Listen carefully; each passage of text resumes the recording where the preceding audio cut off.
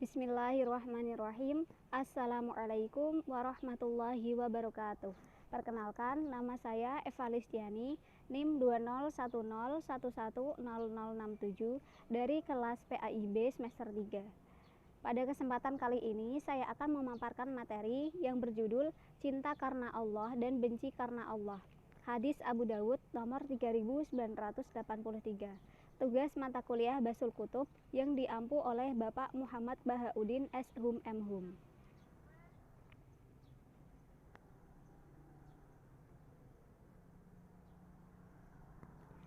Redaksi hadis.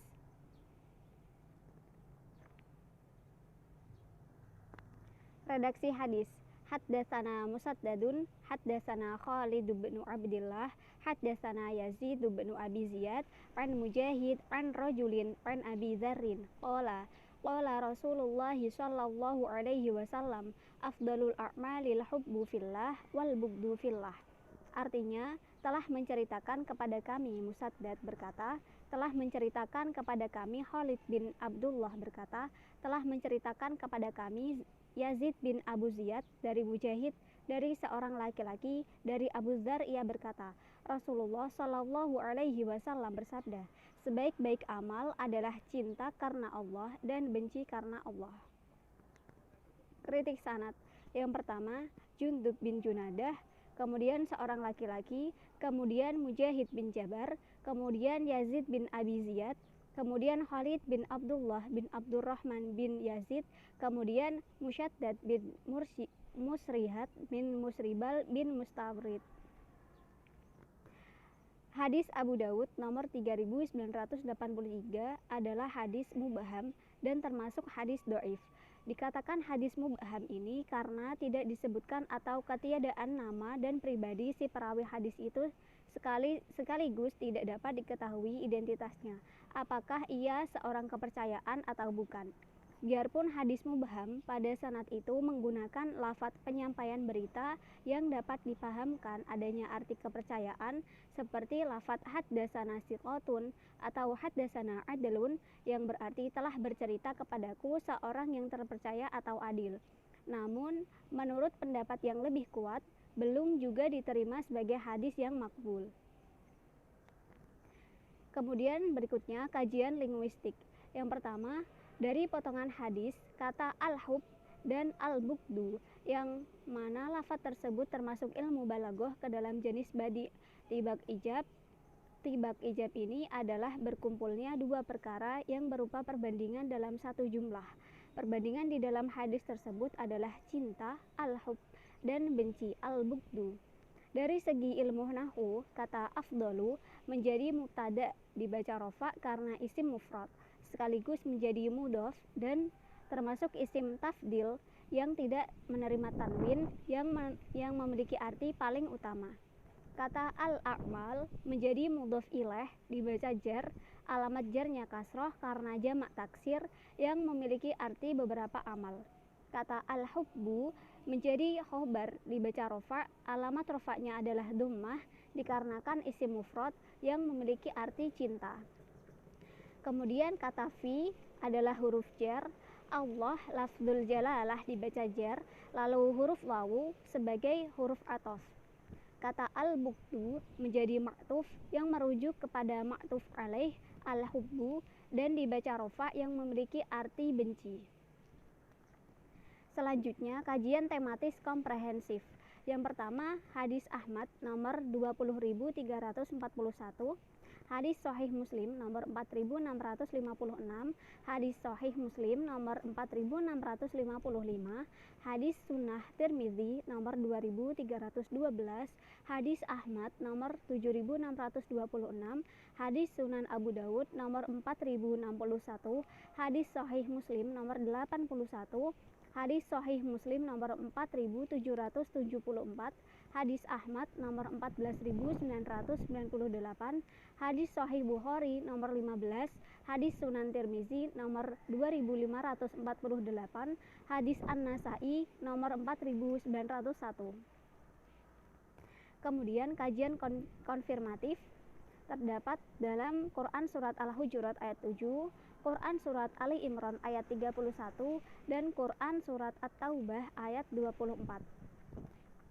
Analisis realitas historis terkait dengan fungsi hadis, yaitu mengukuhkan hukum-hukum yang telah disebutkan dalam Al-Quran.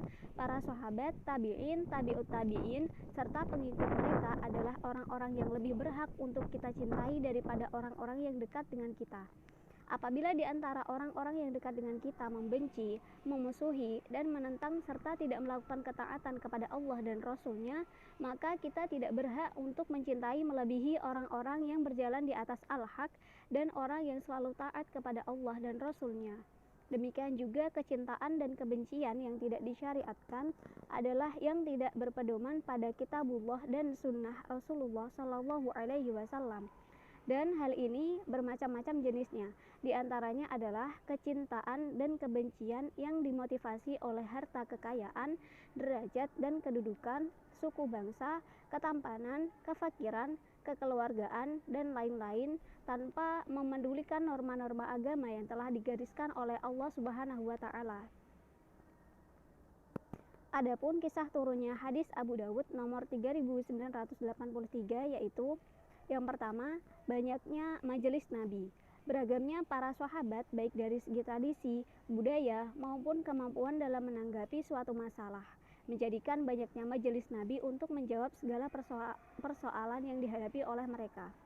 Yang kedua, kadangkala Nabi dimintai saran mengenai masalah yang sama sebanyak lebih dari sekali. Oleh sebab itu, Nabi menjawab dengan redaksi yang berbeda. Seperti hadis cinta dan benci karena Allah ini, ada yang diawali pertanyaan, kemudian ada yang langsung pertanyaan saja. Karena dimintai saran lebih dari sekali, kemudian Nabi menjawabnya dengan redaksi yang berbeda.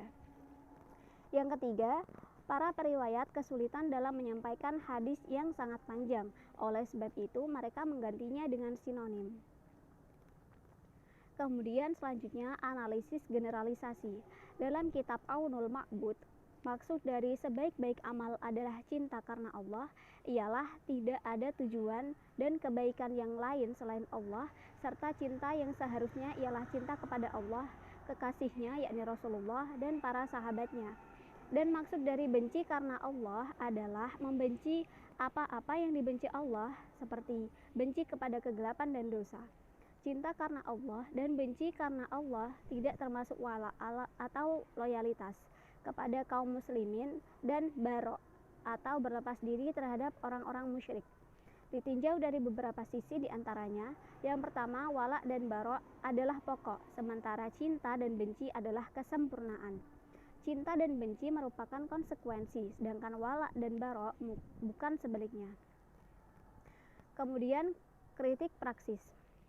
Asy-Syaikh Abdul Qadir Al-Munawwir dalam kitab Al-Jami' Al-Kabir menyebutkan bahwa mencintai karena Allah dan membenci karena Allah artinya mencintai seseorang karena ketaatan dia kepada Allah dan karena agama.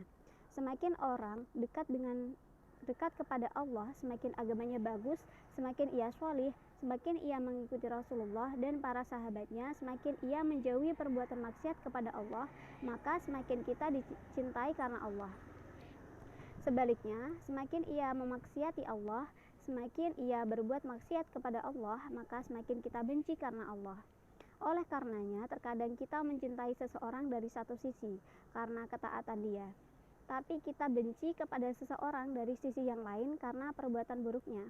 Maka, bila cinta kita bukan karena harta, bila cinta kita kepada seseorang bukan karena ikatan organisasi atau ikatan lembaga, bukan karena dia mengikuti pendapat kita, kalau kita mencintai seseorang bukan karena dia menjadi pembela-pembela kita, tetapi karena Allah, maka ini berarti cinta kita sudah lurus.